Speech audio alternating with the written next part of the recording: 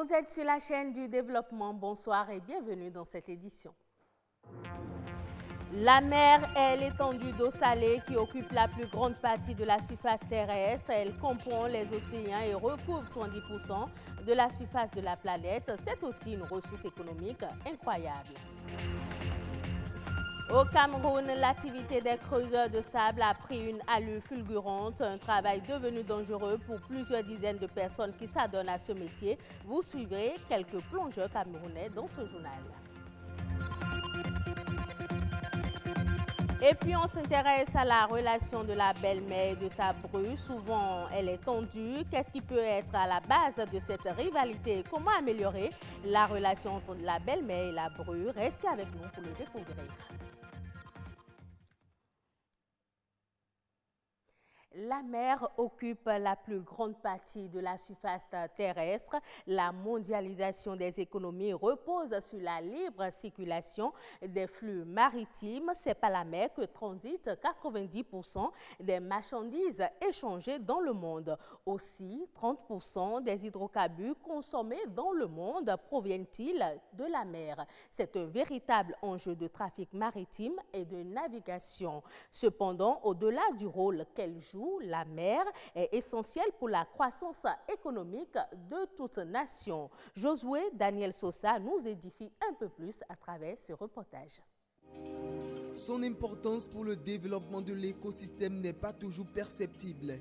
La mer joue un rôle important dans la croissance économique de toute nation. Elle couvre une grande partie de la surface du globe. Notre survie sur Terre en dépend. En matière de biodiversité, il y a plus d'espèces au niveau des mers que dans les océans, parce que c'est interne au continent. Maintenant, la mer constitue la zone d'échange de tampons, d'évaporation pour pouvoir reprendre la formation des nuages pour la pluie. Et c'est dans la mer aussi que vous avez les métabolismes, parce que fournit beaucoup de CO2 dans l'atmosphère, ça passe aussi par la mer. Il y a aussi la quantité de sel que nous avons au niveau de la mer qui est très utile. Vous allez voir qu'à des moments donnés, on conseille aux gens de consommer ce type de sel-là. Les avantages sont vraiment énormes. Des avantages qui ne cessent d'accroître au fil des jours, notamment dans le secteur des transports maritimes. Environ 80% des marchandises du commerce mondial transitent par la mer. Elle devient ainsi le premier mode de transport avec plus de 9 milliards de tonnes de cargaison chaque année. La mer constitue le seul élément qui permet de transporter les marchandises de poids très élevé. Tout ce qui est fabriqué en Europe et autres, tout est envoyé dans les pays en développement par la mer. Donc le transport maritime constitue un grand rôle dans le développement économique de toute la nation. Vous allez voir que s'il n'y a pas ce transport-là, il y aura vraiment des problèmes sur le plan économique. Je voulais lancer, comment on appelle, pour que nous puissions, à chacun à son niveau, puisse vraiment protéger la mer et éviter vraiment d'aller déposer n'importe quoi dans la mer. Protéger la mer des déchets est la seule solution qui s'impose à l'humanité pour sauvegarder l'environnement. Pour l'heure, l'Organisation maritime internationale OMI a adopté et continue d'élaborer des mesures pour diminuer les émissions de gaz à effet de serre provenant des navires et réduire la quantité de déchets marins. Une superstition est une croyance irraisonnée qui donne à un événement fortuit, à une situation particulière, à cet insigne ou à un objet ou un geste anodin, un pouvoir surnaturel qui peut être interprété comme un présage ou comme ayant une influence magique sur notre vie. Au Bénin, plusieurs personnes ont foi en cela. Pourtant, la croyance aveugle au présage peut se révéler comme un handicap au développement personnel. Reportage. Si mon premier-né est un garçon ou si je viens juste après un garçon, alors l'homme m'est favorable. On entend bien souvent ces genres de déclarations. La superstition est la croyance en des signes et faits fondés sur l'irrationalité. Réalité ou pas, elle est bien ancrée dans la société béninoise. Tu peux même rencontrer un homme et bien vendre si son porte-bonheur est une femme. Mais comment en est-on arrivé à ériger ces assertions en croyances? C'est souvent basé sur un formatage de son subconscient. Et ce formatage du subconscient vient par rapport à plusieurs expériences que chacun fait à son niveau. Nous devons reconnaître tout simplement que ce que vous pensez vous fait et ce que vous dites vous fait également. L'homme, il n'est rien sans son mental. Donc, il y a des capacités psychologiques qui permettent à l'individu de tenir debout. Et aujourd'hui, la superstition qui au départ était illusoire est devenue une réalité pour certaines personnes. Sinon que concrètement, c'est une illusion. Et vous savez que l'illusion n'existe pas. Certaines personnes n'entretiennent pas ces illusions. Elles n'en font pas un principe cardinal qu'il faut respecter scrupuleusement. Il y a certains qui renvoient leur premier client si ce dernier n'est pas du genre idéal. Moi, je ne fais pas de différence. À force d'y croire, la superstition peut devenir un frein sur le plan professionnel. Je suppose que vous voulez aller à un rendez-vous d'affaires, que vous croisez un homme au lieu d'une femme. Systématiquement, on se met dans une position de journée seule. On se dit, ce marché, ça ne va rien donner. Et dès cet instant, psychologiquement, on est bloqué dans le mental. Et une fois arrivé au cours de la négociation, on ne donne plus le meilleur de soi-même parce qu'on se dit à l'avance déjà que cela ne marchera pas. Ce qui est déjà un frein au bon épanouissement de l'individu au sein de la société. Donc oui, la superstition peut être un frein à l'épanouissement de l'individu. Balayer du revers de la main des croyances qu'on a adoptées durant toute une vie n'est pas chose facile. Pour cela, chacun y va de sa proposition. C'est une phrase très simple. Chaque jour de ma vie, je vais de mieux en mieux. Quand vous rêvez, vous dites ça. Chaque jour de ma vie, je vais de mieux en mieux. Que la première énergie avec laquelle vous êtes réveillé, c'est une énergie qui prend effet pour toute la journée. Certes, certaines personnes sont habituées déjà aux superstitions, on ne peut pas le leur refuser, mais je leur demanderai de faire l'effort de s'en départir à des moments donnés pour voir ce que leur réserve réellement la nature en cette journée qu'ils veulent vivre. Et eux-mêmes, ils pourront décider s'il faut continuer à y croire ou s'il faut raccrocher. Croire ou ne pas croire, le choix revient à chacun de conduire sa destinée comme il le souhaite. On s'intéresse maintenant à la relation entre la belle-mère et sa bru. Les rapports entre une belle-mère et sa belle-fille peuvent parfois être tendus. Les raisons de cette mésentente varient d'un foyer à un autre, mais il est possible de parvenir à une harmonie dans la famille si chacune le désire et se donne pour le bien-être de la famille. Théophile Akora, maître de conférences en éthique, philosophie et morale, nous donne quelques conseils sur le sujet. Les deux femmes ont pour objet la même personne et veulent chacune d'elles l'aimer à sa manière. Et on pourrait commencer d'abord par la maman.